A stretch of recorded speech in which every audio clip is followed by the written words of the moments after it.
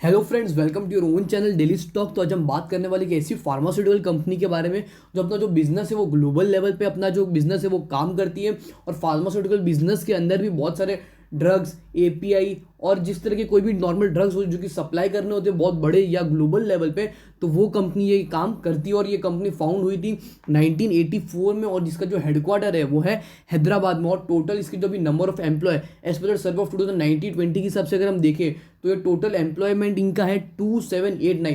तो ऐसी कंपनी का हम full analysis as well as technically fundamentally analysis करने वाले उस कंपनी का नाम है ग्रैन्यूल्स इंडिया लिमिटेड। तो उस कंपनी के बारे में हम हर कोई चीज़ जानने वाले हैं।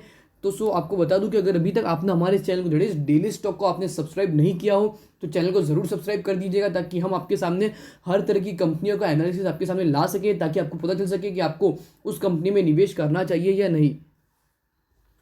So let's begin. Granules India एक फार्मास्यूटिकल कंपनी, जैसे कि मैंने आपको पहले ही बोला, जो कि तीन तरह की ड्रग्स जो होती है उस पर काम करती है। फर्स्ट है फिनिश्ड, दैट इज फर्स्ट है एफडीज, सेकंड है पीएफआईज और थर्ड है API. That is finished doses, मतलब क्या कोई भी ऐसी दवा या ऐसे ड्रग्स जिसका आप सेवन करके आप नॉर्मली मतलब विद इन 5 या 10 मिनट में आप उसको राहत मिल जाएगी। अगर समझ लो आपको पेन किलर टाइप की कोई भी गोलियां होती है, वो होती है जो डोजेज होता है वो होता है एफडी, दैट इज आपको क्योर करने में, इंस्टेंटली क्योर करने में काम आता है। वो ड्रग ये कंपनी बनाती है। सेकंड है PFI, that is pharmaceutical formulation intermediates, मतलब क्या एक पाउडर तरह की जो भी ड्रग्स बनते हैं उसके थ्रू आपको समझ लो कोई नॉर्मल रिलीफ या 1 या 2 डे में कोई रिलीफ होने वाली कोई भी ड्रग्स होती है तो वो भी कंपनियां बनाती है। और थर्ड है एक्टिव फार्मास्यूटिकल इंग्रेडिएंट्स, मतलब क्या दैट इज एपीआई, मतलब कोई भी ड्रग या कोई भी बड़ी दवा बनाने के लिए कोई भी जो इंग्रेडिएंट्स यूज होता है वो भी एक कंपनी मैन्युफैक्चर करती है ऑन एन ग्लोबल स्केल या ग्लोबल लेवल पर। बात कर ले कंपनी के मार्केट कैपिटलाइजेशन के बारे में, तो कंपनी का जो मार्केट कैपिटलाइजेशन निकल कर आता है वो है more than 10,000 crore rupees, that is 10,261 rupees का, दैट इज 261 करोड़ रुपीज का कंपनी का मार्केट कैपिटलाइजेशन है। दैट इज बहुत ही बड़ी बात होती है। That is multiplying the number of shares with the current price of the share, आपको मिल जाएगा कंपनी का करंट मार्केट कैपिटलाइजेशन। बात कर ले इंडस्ट्री पी और पी रेशियो कंपनी का जो है वो, that is price to earning ratio, industry का है 37.59 और जबकि इसका पी रेशियो है सिर्फ 23.78। तो आपको कंपैरिजन आपको मिल ही गया होगा कि इंडस्ट्री दैट इज इसके मार्केट में जो भी फार्मास्यूटिकल कंपनी है, इसके कॉम्पिटिटर्स सिप्ला हो गया या डॉक्टर रेड्डी हो गया या इस तरह की कोई भी औरबिंदु फार्मा हो गया, इस तरह के जो भी कॉम्पिटिटर्स है मार्केट में इसके, उसके थ्रू जो अभी जो आपको ये शेयर मिल रहा है वो बहुत ही सस्ते रेट में आपको मिल रहा है। आपको इंडस्ट्री पी और इसका जो पी रेशियो है उसको देख के आपको वो कंपेरिजन मिल रहा है। बात कर ले इसकी बुक वैल्यू के बारे में, तो बुक वैल्यू भी इसकी करंटली 73.69 रुपीज है। बुक वैल्यू के बारे में हम फर्दर ज़्यादा डिटेल में हम बात करने वाले। बात करें इसका डिविडेंड परसेंटेज, तो डिविडेंड यील्ड इसका है ऑन फेस वैल्यू 0.30% और डिविडेंड दैट इज है 125% ऑन द फेस वैल्यू। और इसके बाद के लिए प्राइस टू बुक वैल्यू, तो प्राइस टू बुक वैल्यू भी दैट इज पीबी रेशियो भी इसकी जो इंडस्ट्री पीबी रेशियो है उससे काफ़ी कम है, दैट इज 5.62। और फेस वैल्यू हमने आपको पहले ही बोला दैट इज 1 रुपीज़।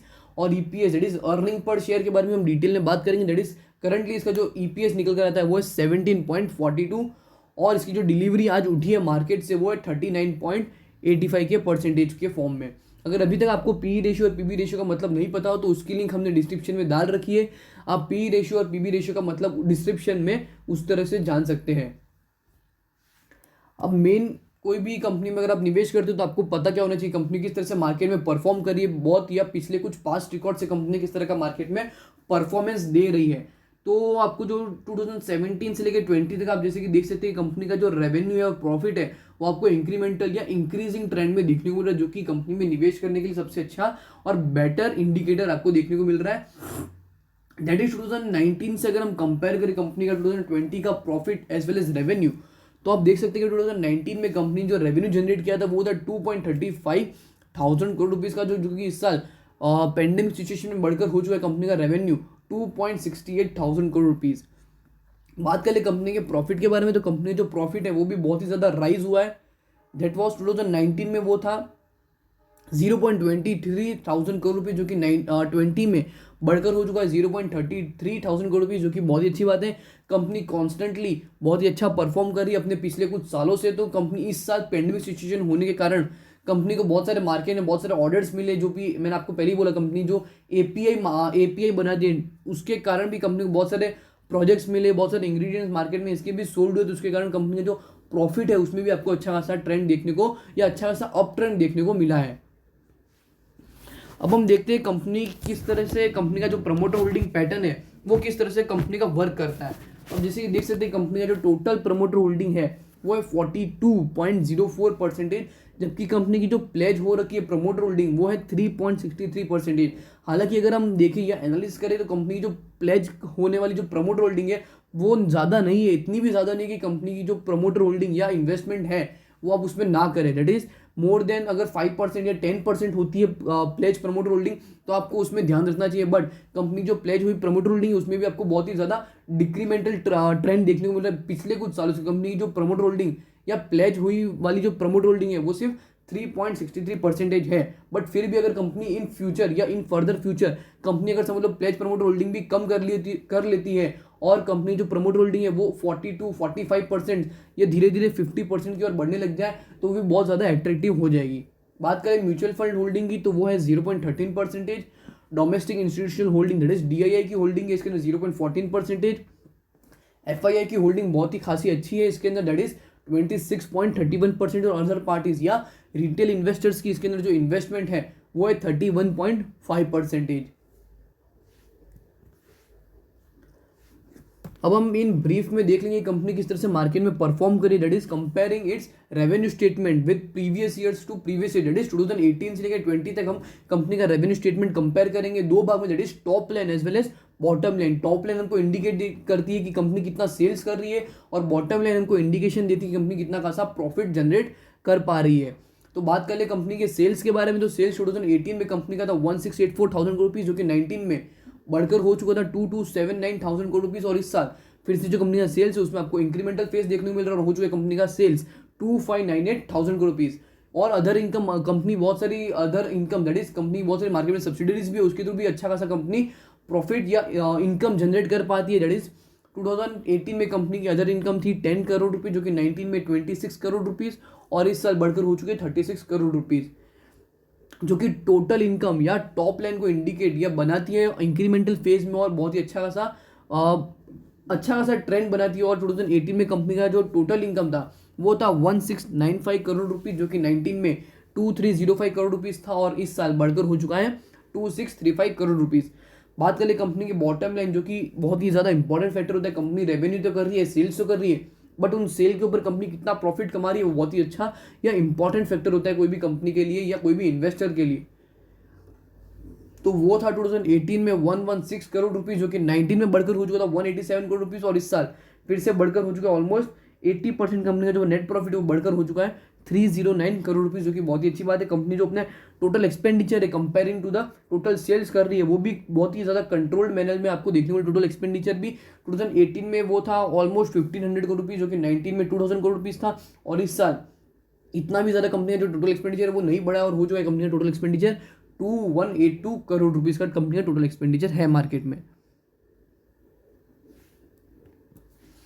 अब हम कंपनी के रेशियोज या टेक्निकलिटी देखेंगे कंपनी किस तरह से मार्केट में इंडिकेटर्स कंपनी के किस तरह से आपको देखने को मिल रहे हैं। दैट इज सबसे पहले जो रेशियो निकल कर आ रहा है वो है पर शेयर रेशियो में हम देखेंगे EPS, that is earning per share. आप कितना पैसा लगा तो उसके ऊपर कंपनी किस तरह की मार्केट में अर्निंग कर रही है करंट मार्केट प्राइस के हिसाब से, तो वो आपको देखने को मिलेगी। 2018 में वो थी EPS that is in rupees form 5.49 rupees, जो कि 19 में बढ़कर हो चुकी थी 9.3 रुपीज और इस साल कंपनी का जो EPS है वो इंक्रीमेंटल फेज में बढ़कर हो चुका है 13.19 रुपीज, जो कि बहुत ही अच्छा और पॉजिटिव इंडिकेशन है कोई भी कंपनी के लिए। बात कर ले कंपनी की बुक वैल्यू के बारे में, तो बुक वैल्यू के बारे में आपको बता दूं कि बुक वैल्यू कंपनी की क्या होता है। तो कंपनी की बुक वैल्यू मतलब क्या, कंपनी जो भी लाइबिलिटीज होती है अगर आप उसको पे ऑफ कर दे या एसेट से उसको सेल ऑफ कर दे तो उसके थ्रू कंपनी जो भी इनकम निकल कर आती है वो होती है कंपनी की बुक वैल्यू। अगर आपको समझ लो कंपनी की बुक वैल्यू में अगर आपको इंक्रीमेंटल फेस देखने को मिल रहा है तो इसका इंडिकेशन ये है कि कंपनी जो भी एसेट्स है मार्केट में वो बढ़ रही है और लाइबिलिटीज है वो मार्केट में कट ऑफ हो रही है। तो आप जैसे कि देख सकते हैं कंपनी जो भी बुक वैल्यू है 2018 में वो थी 51.38 रुपीज़, जो कि 19 में बढ़कर हो चुकी थी 60.16 रुपीज़ और इस साल फिर से कंपनी की जो बुक वैल्यू है उसमें आपको अच्छा खासा ट्रेंड देखने को मिल रहा है और कंपनी की जो बुक वैल्यू है वो हो चुकी है 72.52 रुपीज़ पर। कंपनी के मार्जिन रेशियोज के बारे में बात करें तो मार्जिन रेशियोज भी कंपनी के हालांकि बहुत ही अच्छे खासे कंपनी ने मेंटेन करके दैट इज सबसे पहले हम देखेंगे ग्रॉस प्रॉफिट मार्जिन परसेंटेज, मतलब क्या कंपनी का जो भी मार्केट में ग्रॉस प्रॉफिट है उसके थ्रू कंपनी का जो भी नेट सेल्स या नेट रेवेन्यू है उसके कंपैरिजन में कंपनी किस तरह से मार्केट में ग्रॉस प्रॉफिट जनरेट करी है, वो परसेंटेज फॉर्म में क्या इंडिकेट दे रहा है, तो वो आपको ग्रॉस प्रॉफिट मार्जिन परसेंट वो भी अगर इंक्रीमेंटल फेज में हो, या आपको मैं पहले ही बोल दूं कि कोई भी मार्जिन रेशियो अगर इंक्रीमेंटल फेज में हो तो कंपनी के लिए बहुत ही अच्छा इंडिकेशन देता है। That is gross profit margin percent 2018 में कंपनी का था 17.17%, जो कि 19 में बढ़कर हो चुका था 18.02%, और इस साल फिर से कंपनी का जो ग्रॉस प्रॉफिट मार्जिन परसेंटेज उसमें आपको बढ़ोतरी देखने को मिल रही है, और 21.62% पे वो स्टैंड करता है करंटली 2020 मार्च क्वार्टर के हिसाब से। बात कर ले कंपनी के ऑपरेटिंग मार्जिन परसेंटेज के बारे में, तो ऑपरेटिंग मार्जिन परसेंटेज मतलब क्या, या फिर ऑपरेटिंग प्रॉफिट मार्जिन परसेंटेज, इसका मतलब क्या कंपनी जो भी करंट जो भी वर्क होते हैं उसमें कंपनी किस तरह से मार्केट में परफॉर्म कर रही है, या कैश फ्लो के जो भी कंपनी के जो भी ऑपरेशंस होते हैं वो कंपनी कितना एफिशिएंटली कंपनी कर पा रही है, वो आपको बताया। तो ऑपरेटिंग प्रॉफिट मार्जिन परसेंटेज या ऑपरेटिंग मार्जिन परसेंटेज तो वो भी था 2018 में 12.64%, जो कि 19 में बढ़कर हो चुका था 13.39%, और इस साल कंपनी का जो ऑपरेटिंग मार्जिन परसेंटेज है वो हो चुका है 16.35%। कंपनी का जो नेट प्रॉफिट मार्जिन परसेंटेज है वो मतलब क्या, कंपनी जो भी मार्केट में नेट प्रॉफिट जनरेट कर रही है करंट ईयर, उसके ऊपर कंपनी का जितना भी करंट सेल हुआ है उसके ऊपर कंपनी कितना परसेंटेज ऑफ प्रॉफिट जनरेट कर पा रही है, वो आपको नेट प्रॉफिट मार्जिन परसेंटेज। तो वो भी 2018 में था 6.92%, जो कि 19 में बढ़कर हो चुका था 8.23%, और इस साल कंपनी जो नेट प्रॉफिट मार्जिन परसेंटेज निकल कर आता है वो है 11.92%।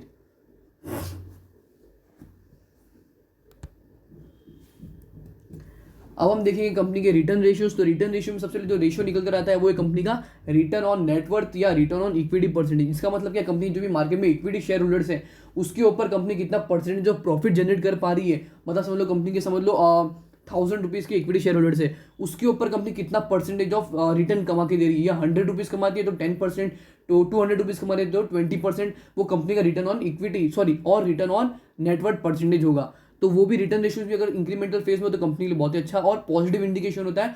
तो वो था 2018 में कंपनी का 10.16%, जो कि 19 में बढ़कर हो चुका था 15.45%, और इस साल बढ़कर हो चुका है 18.19%। बात करें कंपनी के आरओसी परसेंटेज के बारे में, तो आरओसी परसेंटेज माने कि क्या, कंपनी के return on capital employed. Return on capital employed मतलब क्या, कंपनी जो भी मार्केट में जितना भी पैसा अपने बिजनेस में पंप करती है फॉर एक्सपेंशन या ग्रोथ, या कोई भी बिजनेस को एक्सपेंड करने के लिए, या ग्लोबल लेवल पर और नई कंट्री में अपने बिजनेस को बढ़ाने के लिए कोई भी पैसा अपनी कंपनी अपने बिजनेस में इन्वेस्ट करती है, तो उसके ऊपर कंपनी कितना परसेंटेज ऑफ प्रॉफिट जनरेट कर पाती है, वो आपको देता है आरओसी परसेंटेज। तो वो भी 2018 में था 11.84%, जो कि 19 में बढ़कर हो चुका था 14.63, और 20 में बढ़कर हो चुका था 18.19% पर।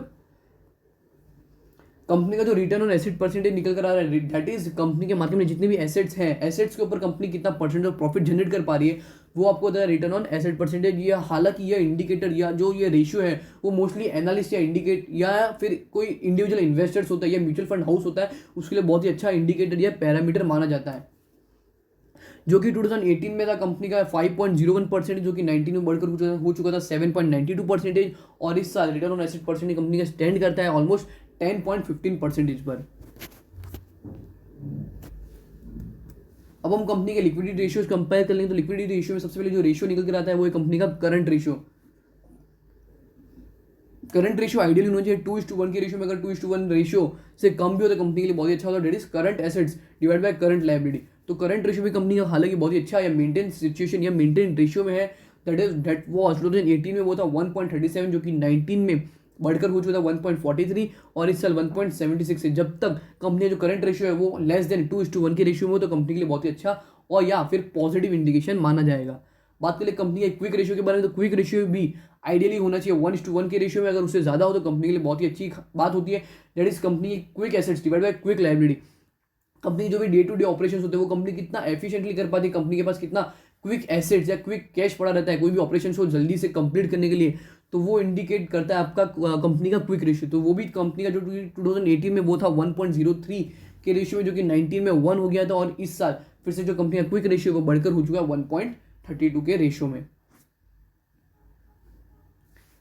कंपनी का जो लेवरेज रेशियो है वो है कंपनी का debt to equity ratio. Debt to equity ratio होना चाहिए, जितना भी कम हो उतना अच्छा रहता है कंपनी के लिए। कंपनी का समझो डेट 0.00 तो कंपनी होती है डेट फ्री, तो कंपनी के लिए बहुत ही अच्छा और पॉजिटिव इंडिकेशन होता है। बट फिर भी कोई भी कंपनी अगर समझो डेट फ्री की तरफ जा रही है, अगर उसका जो ट्रेंड है 2018 से लेकर 20 तक या 2017 से लेकर 20 तक अगर समझ लो वो डिक्रीजिंग ट्रेंड में हो तो वो भी कंपनी के लिए बहुत ही अच्छी बात होती है, क्योंकि इन फ्यूचर या इन फर्दर फ्यूचर कंपनी की जो हो सकती है वो डेट फ्री कंपनी हो सकती है, तो वो कंपनी के लिए बहुत ही अच्छी बात होती है। तो वो आप देख सकते हैं 2018 में कंपनी जो डेट टू इक्विटी रेशियो था वो था 0.73, जो कि 19 में और घटकर हो चुका था 0.61, और इस साल कंपनी का जो डेट्स है वो और कम हो चुका है, और जो पॉजिटिव इंडिकेट कर रहा है आपको इन्वेस्ट करने के लिए, तो वो हो चुका है 0.43 के रेशियो में।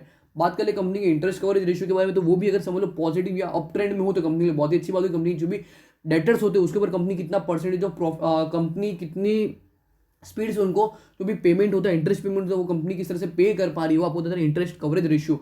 तो वो भी 2018 में था 6.44%, जो कि 19 में बढ़कर हो चुका था 10.72%, और इस साल कंपनी का जो इंटरेस्ट कवरेज रेशियो स्टैंड करता है 15.72% पर। कंपनी का ग्रोथ रेशियोज देखेंगे तो ग्रोथ रेशियो में सबसे पहले हम कंपेयर करेंगे कंपनी का CAG, that is compound annual growth rate. Company compoundly किस तरह से ग्रो कर रही है मार्केट में, तो वो कंपेयर करेंगे फर्स्ट ऑफ ऑल सेल्स के साथ, सेकंड नेट प्रॉफिट के साथ। तो सेल्स के अगर हम कंपेयर करें दैट इज सीएजीआर, तो हम देखेंगे कि कंपनी का जो भी सेल्स है मार्केट में वो भी सीएजीआर इंक्रीमेंटल फेज में आपको देखने को मिले। डेट वॉज 2018 में वो था 9.22%, जो कि 19 में बढ़कर ऑलमोस्ट डबल, दैट इज 18.86%, और इस साल कंपनी जो सीएजीआर निकल कर आता है कंपेयर टू द सेल्स वो हो चुका है 22.59 के परसेंटेज फॉर्म में। बात करें कंपनी के CAGR compare to net profit, तो वो भी इंक्रीमेंटल फेज में, जो कि बहुत ही अच्छी बात है। डेट वॉज 2018 में वो था 8.65%, जो कि 19 में बढ़कर हो चुका था 14.54%, और इस साल सीएजीआर कंपनी का डबल हो चुका है और हो चुका है 30.39%, जो कि बहुत ही अच्छा और पॉजिटिव इंडिकेशन आपको दे रहा है। अब हम कंपनी के बारे में बात कर लेंगे। हमने अभी तक कंपनी की जो भी टेक्निकलिटी थी वो उन सब के बारे में बात कर ली। अभी कंपनी मार्केट में अभी करंटली किस तरह से स्टैंड कर रही है as per the research, as per the source of the company annual report 2020, तो अब हम वो देखेंगे। तो कंपनी की टोटल जो कंट्री प्रेजेंस है वो ऑलमोस्ट 60 प्लस कंट्रीज में कंपनी का करंटली बिजनेस हो रहा है, जो कि बहुत ही अच्छा और पॉजिटिव इंडिकेशन है कि कंपनी ग्लोबल लेवल पे काम करती है, तो जो कि बहुत ही अच्छी बात है फार्मास्यूटिकल कंपनी के लिए। सेकंड जो है वो एक 250 प्लस कस्टमर्स इन और पोर्टफोलियो। कंपनी के मार्केट में ऐसे बहुत बड़े बड़े जो क्लाइंट्स होते हैं वो बहुत बड़े बड़े क्लाइंट्स हैं, जो जहाँ ताकि कंपनी जो भी ऑर्डर्स होते हैं वो बहुत ही अच्छी तरह से आते हैं, तो उसके थ्रू जो भी सप्लाई होता है, जो भी ट्रांसपोर्टेशन होता है वो बहुत ही अच्छा और फास्ट होता है। जो भी टर्नओवर रेशियो है कंपनी का वो भी अच्छा खासा है। Number of employ as per 31 मार्च 2020 तो हो चुका है 3000 प्लस कंपनी के एम्प्लॉयज है, और कंपनी के टोटल मैन्युफैक्चरिंग प्लांट्स अभी है 7, और इन फर्दर फ्यूचर कंपनी अगर समझ लो और ज़्यादा कंट्री में काम करती है और बड़े लेवल पे काम करती है, तो कंपनी जो मैन्युफैक्चरिंग प्लांट्स उसमें भी आपको बढ़ोतरी देखने को मिल सकती है। बात कर ले कंपनी की जो मैन्युफैक्चरिंग कैपेसिटी है वो देखेंगे, तो हम मैन्युफैक्चरिंग कैपेसिटी में आपको सबसे पहले जो देखने को मिल रहा है वो 39,360 TPA। तो जो जो कि टीपीए मतलब क्या, एक ऐसा यूनिट है, टेरा पास्कल करके एक फार्मास्यूटिकल कंपनी या फार्मास्यूटिकल इंडस्ट्री में एक ऐसा यूनिट है जो कि वापरा जाता है, जो कि मेरे हिसाब से अगर आप बात करें तो वो बहुत ही ज़्यादा है compare to other pharmaceutical industry. और जो सेकंड है वो 352 KL, वो भी एक जो यूनिट होता है वो है, दैट इज एपीआई। हम देखेंगे एपीआई मतलब मैंने आपको पहले ही बोला है एपीआई मतलब क्या होता है। एपीआई मतलब जो भी एक्टिव फार्मास्यूटिकल इंग्रेडिएंट्स होते हैं उसमें भी आपको बढ़ोतरी देखने को मिली पिछले कुछ सालों से, तो वो बढ़कर हो चुका है 352 KL। और जो PFI है that is pharmaceutical formulation intermediates है, उसमें भी आपको बढ़ोतरी देखने को मिली, और tera pascal that is 24640 tera pascal है। और जो भी फिनिश्ड डोजेज जो कंपनी प्रोड्यूस करती है बहुत ही ज़्यादा, उसका जो बिजनेस है वो बहुत ही ज़्यादा कंपनी का ज़्यादा है ऑन ग्लोबल लेवल, तो वो हो चुका है 21.3 billions.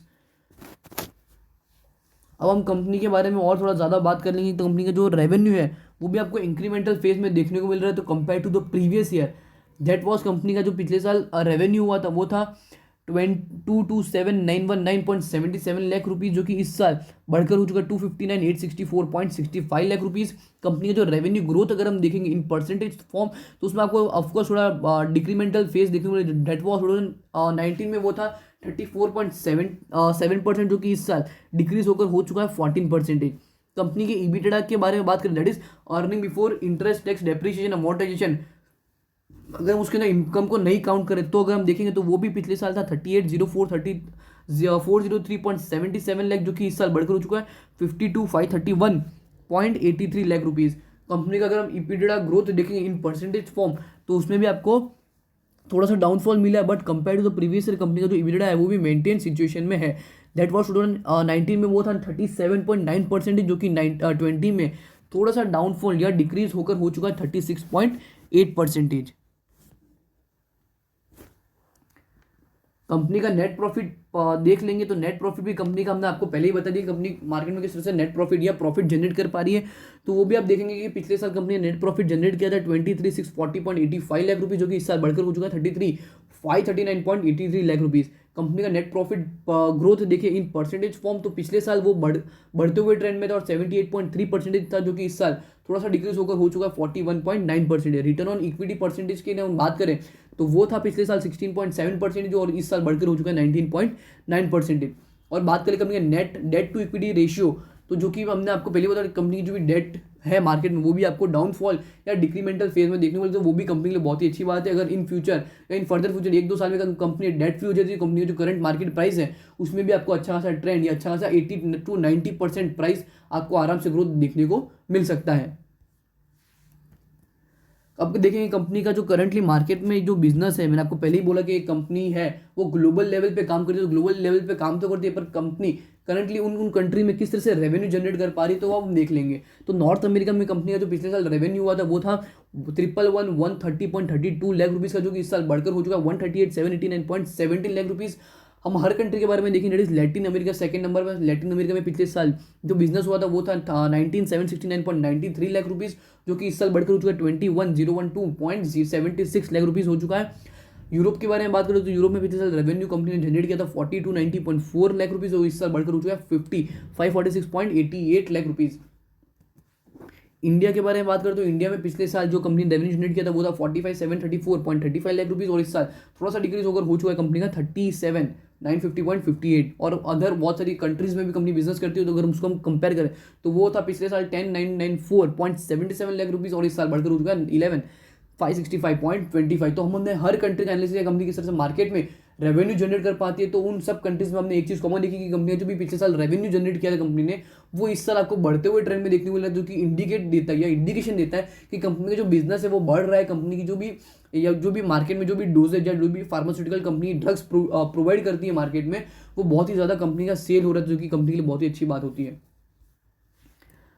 Financial summary in percentage for अगर हम देखें तो वो इंक्रीज इन रेवेन्यू 14% से कंपनी का जो रेवेन्यू बढ़ा है, जो डेब्ट होता है वो 33% ऑलमोस्ट कम हुआ है। That is return on equity 19.9% हो चुका है। Increase in EBITDA margin percentage that is basic 0.337 हो चुका है, और वो भी इंक्रीमेंटल फेज में हो सकता है। Increase in PAD that is profit after tax भी कंपनी का जो बड़ा है वो हो चुका है 42% से ज़्यादा। ROC that is return on capital employed भी बढ़कर हो चुका है 20.5%। तो हमने बात कर ली कंपनी की जो भी टेक्निकलिटी, कंपनी किस तरह मार्केट में परफॉर्म कर रही है, उन सब चीज़ों के बारे में हमने बात कर ली। अब हम देखेंगे करंटली मार्केट में कंपनी का जो शेयर है that is granules India limited company का जो शेयर है मार्केट में करंटली कितने पे ट्रेड हो रहा है, उसका 52 वीक हाई नहीं ऑलमोस्ट ऑल टाइम हाई क्या है वो भी हम देखेंगे, तो वो है 424.95 रुपीज़, और करंटली मार्केट में शेयर आज बंद हुआ है 411.45 रुपीज़ में मार्केट ने आज क्लोजिंग दिया ग्रैन्यूल्स इंडिया लिमिटेड कंपनी के शेयर ने। दैट इज फार्मास्यूटिकल शेयर है। अगर बात कर ले कंपनी के प्रीवियस टाइम से, तो कंपनी ने ऑलमोस्ट 160.37% रिटर्न दिया है। जिसने भी इसको जो शेयर है उसको 70, 80 या 90 रुपीज़ के आसपास इसने बाय किया है। बट बात कर ले करंटली अगर आप इस शेयर में निवेश करना चाहते हो तो आपको निवेश करना चाहिए या नहीं, तो वो मेन बात होती है। तो अगर आप लॉन्ग टर्म इन्वेस्टर, तो आप चाहे तो इसको 380 या 390 के लेवल से आप इसको बाय करना चाहे तो आप बाय करना स्टार्ट कर सकते हो। बट फिर भी अगर आप स्विंग ट्रेडर या आप ऐसे ऑल टाइम हाई के हिसाब से अगर आप बात करते हो, तो इन फ्यूचर अगर आपको मैंने कंपनी जो भी फंडामेंटल्स है, टेक्निकल्स है, अगर आपको अच्छी तरह से समझ आ गया हो तो आपको पता चल सकता है कि कंपनी जो है 424 के लेवल पर ही सीमित नहीं है। इन फ्यूचर भी कंपनी का जो शेयर है वो आपको अच्छे खासे ट्रेंड में या अच्छे खासे लेवल पे, अच्छी खासी प्राइस पे आपको देखने को मिल सकता है, क्योंकि कंपनी जिस तरह से मैंने आपको इंडिकेटर समझा है, तो कंपनी बहुत ही अच्छा मार्केट में परफॉर्मेंस दे रही है, तो जो कि बहुत ही अच्छा इंडिकेशन होता है कोई भी कंपनी के लिए। बट फिर भी अगर आप इस शेयर में निवेश करना चाहते हो तो आप अपने फाइनेंशियल एडवाइजर से पूछ सकते हैं कि आपको ग्रैन्यूल्स इंडिया लिमिटेड शेयर में आपको निवेश करना चाहिए या नहीं, as an purpose of an pharmaceutical industry या फार्मास्यूटिकल स्टॉक। तो होप करता हूँ कि आपको जो ग्रैन्यूल्स इंडिया लिमिटेड कंपनी का हमने जो एनालिसिस किया वो अच्छी तरह से आपको समझ गया हो। अगर आपको वीडियो अच्छी लगी हो तो वीडियो को लाइक और शेयर जरूर कर दीजिएगा, और हमें कमेंट सेक्शन में जरूर बताइए कि आपको कौन सी अलग कंपनी का एनालिसिस चाहिए, ताकि हम आपके सामने वो भी कंपनी का एनालिसिस ला सकें। Thank you.